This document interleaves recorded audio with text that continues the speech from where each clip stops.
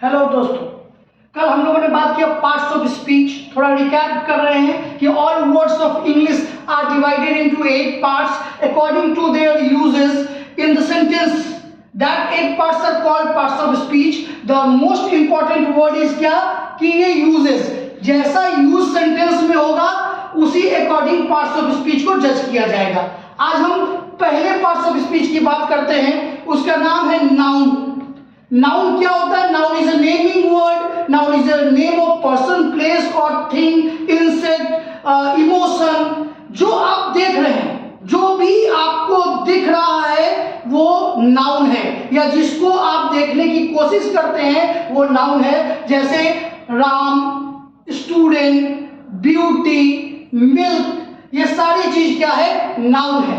तो अब हम आपको सिर्फ पहले तो हम लोग क्या करेंगे, एक पॉइंट डील करेंगे, जो इंपॉर्टेंट पॉइंट नाउन का होता है उसको डील करेंगे। फिर एलोबरेटेड क्लास में जब हम आगे बढ़ेंगे तो आपको नाउन के बारे में एक एक चीज बताएंगे।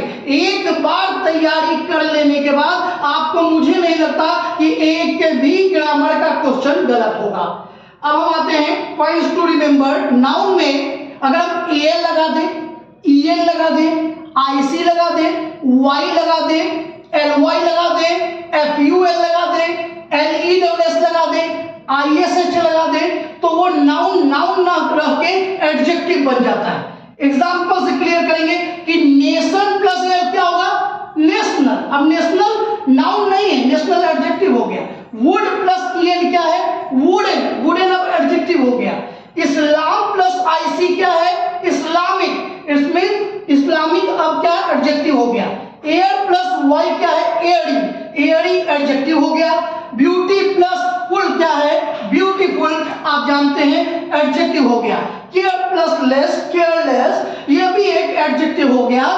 चाइल्ड प्लस ISH, चाइल्डलेस, ये भी एक एडजेक्टिव हो गया। मतलब नाउन में AL, EN, IC, Y, LY, FUL, LESS, ISH अगर हम लगाते हैं तो वो एडजेक्टिव बन जाता है।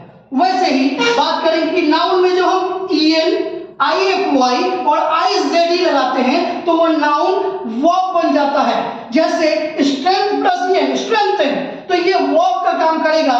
क्लास प्लस IFY, क्लासिफाई, ये भी वर्ब का काम करेगा। सेंट्रल प्लस IZE, सेंट्रलाइज, ये भी वर्ब का काम करेगा।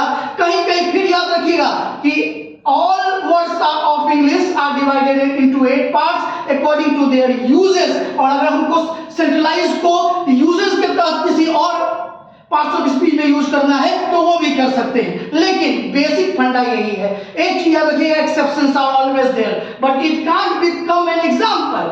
अपवाद तो होंगे, लेकिन अपवादों को कभी भी हम उदाहरण में शामिल नहीं करते हैं।